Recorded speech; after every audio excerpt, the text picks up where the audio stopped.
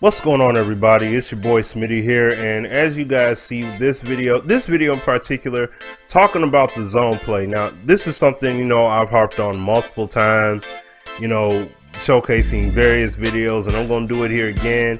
You're going to see me bust out 2K5 and do a comparison, but I'm going to run this play at speed. And what you guys are going to see here, as he makes that catch, the reception across the middle.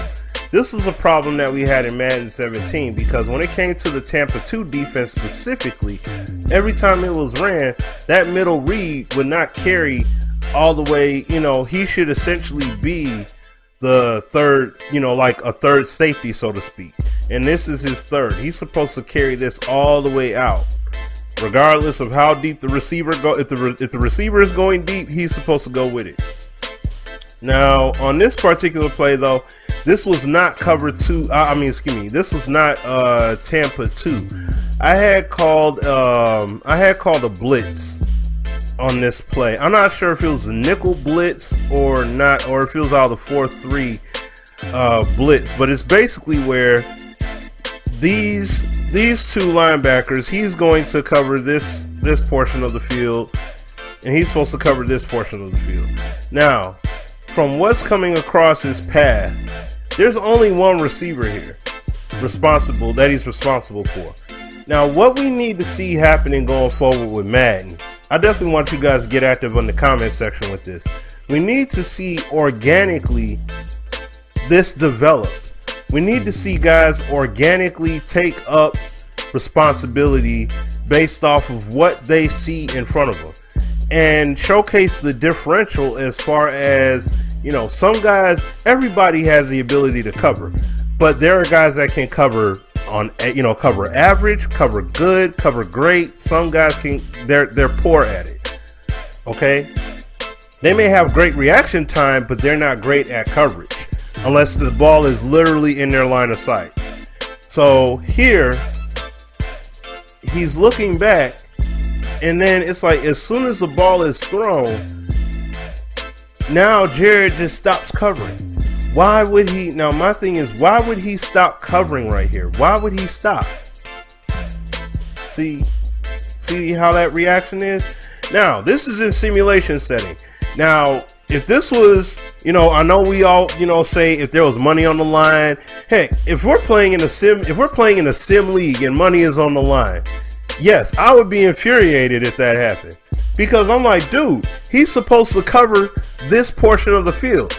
Even with the adjustments, he's supposed to, I'm expecting him to logically cover his assignment throughout, because you're not covering anybody else. You have no other responsibilities in front of you. There's no one else here. You took it upon yourself to cover him, and he came into your vicinity, right? So because he did that, he's supposed to take him up, regardless of how good or how poor his skills are. That means if his reaction time is great, but his coverage skills aren't great, he could still get the reception, but he's at least in the vicinity to try and make the play defensively, because he sees organically what's happening here. It still looks mechanical, in the sense of, you see both Whitehead and Davis. Ball gets thrown, and why does Whitehead stop with his coverage? Why would he stop? Now, of course, it makes sense. Once the ball is thrown, you're going to track the ball. It doesn't matter to track him anymore.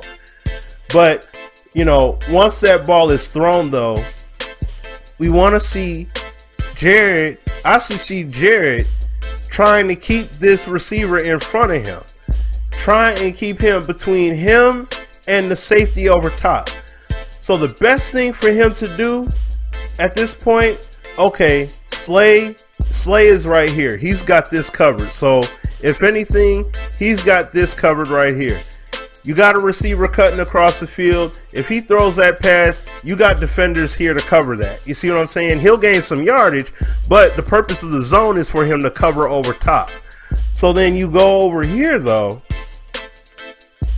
Davis should just be falling back. He should rotate his hips and run and legitimately stick with him and stay with him between him and Austin, and Wilson here. Excuse me, Wilson. All right. but he throws the ball and he just lets him go, and he ends up making the reception. So I'm gonna fire up 2K. You know, I'm gonna bring up 2K5 because, like I said, that game to me, in principle, has the best zone coverage in terms of how guys improvise based upon what's happening. So I'm gonna fire that up, and I'm gonna make that as my closing point to round up the video here. All right, you guys, back again here, wrapping up the video here with this main point here using NFL 2K5. I got a play already queued up. I'll probably run it a few more times just so that you guys can see, but I tried to mimic what was going on in the Madden play. But as you guys are gonna see here, I basically called a defense, like it's out of 4-3. These two linebackers are going to cover. He's responsible for this section of the field. He's responsible for that section of the field. This linebacker is blitzing, and these two corners are supposed to play the hard flats, respectively. These two, they're responsible for the hard flat. I blocked the fullback. I blocked the halfback here on purpose, just so that we can see how it unfolds. Once the play unfolds here, hold on, I'm trying to get the camera on the ball. All right, there we go. All right, so what you guys are gonna see here is as the play unfolds, okay, running it, I'll just run at speed here at first so you guys can see how it plays. And we all know player movement and everything, the integrity of the player movement. Obviously, this is 2004, so it's not the exact same. But you guys are gonna see the point here. As this play unfolds, there's no receiver, there's no wide receiver. Excuse me, there's no halfback coming into the flats over here. Look what this guy does. His responsibility is a hard flat. This is like your hard flat assignment in Madden. Now, if this was Madden, he would play the hard flat and just stay there no matter what. There'll be no receiver, nothing going on here, right?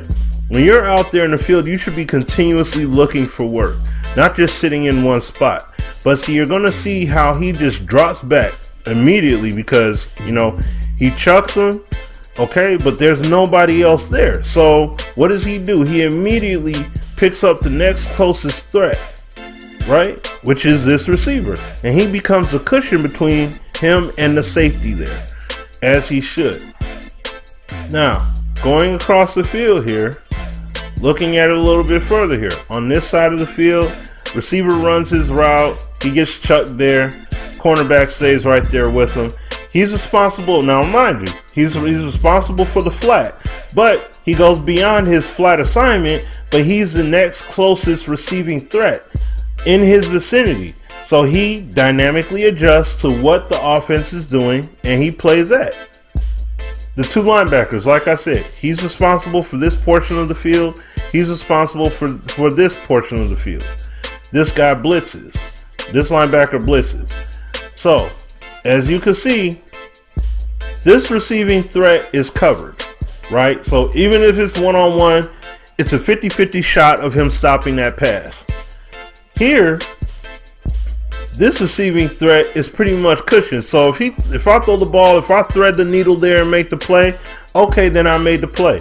But he puts himself in position to at least try and make a play there accordingly. Now, over here though, you got two receiving threats, one defender there. Now, obviously, there's a great gap here, but he still puts a cushion there. And look how far beyond his zone he's playing. Like, he's responsible for this portion of the field, but not all the way back to where the safeties are by play art. But he goes beyond that because there's no one else there. So he carries it all the way out. And that's what I'm talking about right there. And you see the corners, they try to set the depth as best as they possibly can to try and bottle cap the play. But here he tries to jump it and he mistimes it, and I end up getting a reception there. And you see how they converge. Now, mind you, like I said, player movement, everything else is different, okay? Obviously, this is from 04. And this is the other part too. I'm sorry, I forgot about this assignment. Now look, there's no immediate receiving threat. There's no halfback coming out of the backfield. There's no other wide receiver to cover. He's the only wide receiver that's in this area, so to speak. So it's as if he's spying, in the sense that if the quarterback were to run out of the backfield, in this case I think it's Leftwich, if he were to run out of the backfield, he can creep up and just blitz right in and make the play on him accordingly. See what I'm saying? So instead of just dropping into coverage, yes, it's as if he's covering grass, but at the same time he has an assignment, in the sense he's just watching for the quarterback. If the quarterback comes out of that backfield or tries to creep up like he's going to start scrambling, he could come right up and take him out. If he comes across the screen, then he'll come over and pick him up. You know, he'll slide over and try and get in the vicinity to try and make a play possibly. But the whole point of the matter here is everybody positions themselves to try and make a play, to bottle cap the play as best as they can. Doesn't mean they're going to make the play, but yet and still they're positioning themselves to make a play.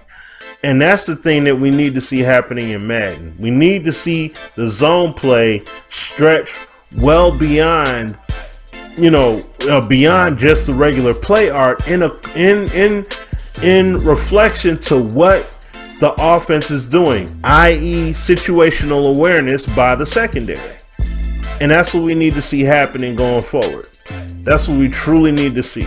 Because when we're playing our CFMs and we're playing, you know, we're scouting players and making trades and free agency, whether you're playing offline or online, you need to see players play. Like, you need to see them cover accordingly. We don't need to see the, you know, there's systematic limitations as far as how players play zones and things like that. It's not fully playing out to the true dynamic of how these guys should cover or dynamically try to adjust according to what is happening in front of them. I tried to give a good example here of a receiver running toward the seam, and you got two linebackers that are trying to cover, and this linebacker here does an immaculate job in comparison to Jared Davis. You don't see him stop at any point. He continuously is watching, plays well behind his zone. You don't see him stop or act like he's about to start running back towards the line of scrimmage or run back to a neutral spot. He just carries all the way out. And even though he's not right there to make a play, still, you know what I'm saying? He at least tries to position himself to make a play. And that's all I'm saying. It's not about always making the stop, but we need to see these guys trying to make plays. All right, y'all. Sorry for this video to run on as long as it did. Just wanted to make this point here. And I'm gonna end the video here, guys. But definitely like, comment, and subscribe, and I will be back with more videos, y'all. Take care. God bless. Peace out.